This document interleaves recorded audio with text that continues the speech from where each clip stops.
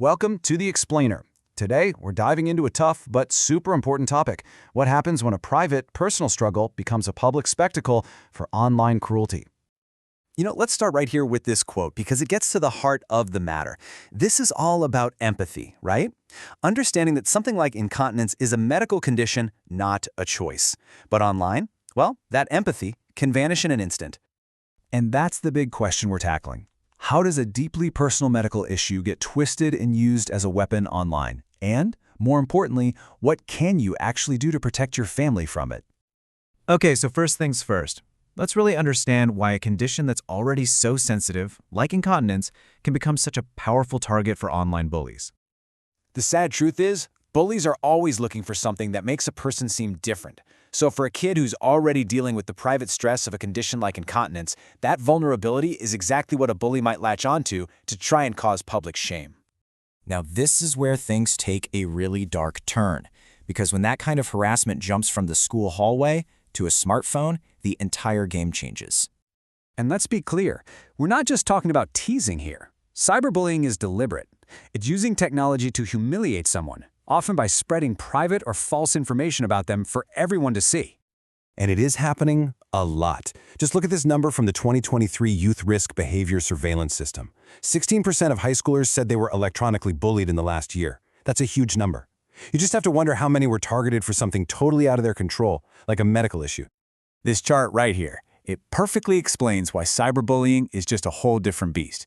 Think about it. There's no bell at the end of the day. It's persistent. It can follow you home 24/7. It's permanent. What gets posted can stay online forever. And maybe the scariest part, it's so hard for parents and teachers to even see it's happening. And bullies have a whole toolkit. They'll post rumors, create fake accounts, you name it. But one of the most dangerous tactics, one you really need to know about, is something called doxing. Doxing is where the online threat crashes into the real world. A bully finds and shares private information. We're talking a home address, phone number, maybe even sensitive medical details. And suddenly, that online harassment feels very, very real. It just shatters your sense of safety.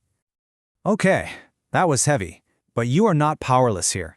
Now that we understand the threat, let's talk about how to build a defense, a digital shield, if you will, to protect yourself and your family. You've heard the saying, right? The best defense is a good offense. And that's exactly what this is about. It's about taking control of what information is out there in the first place, giving bullies less to work with. So, here are 4 really practical steps you can take right now. First, lock down those privacy settings on every single app.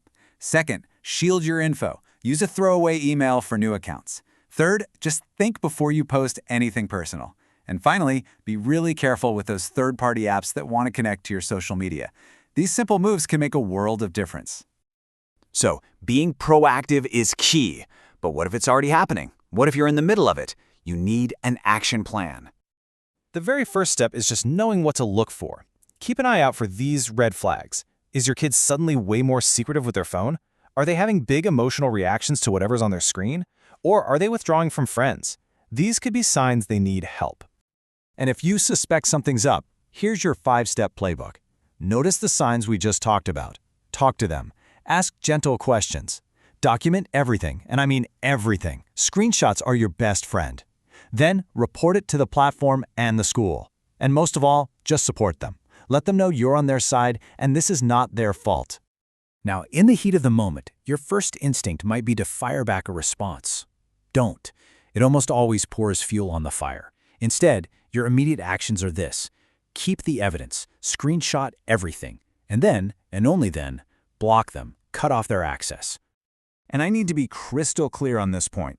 Some forms of cyberbullying cross a line and actually become a crime. If you see any threats of violence, any stalking, or any sharing of explicit images, you don't just report it to the platform, you call law enforcement immediately.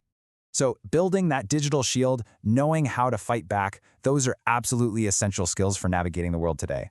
But maybe the biggest question for all of us is, how do we get ahead of this? How can we actually build a culture of digital empathy where a medical struggle is met with support and kindness, not cruelty? That's something for all of us to think about. Thanks for watching.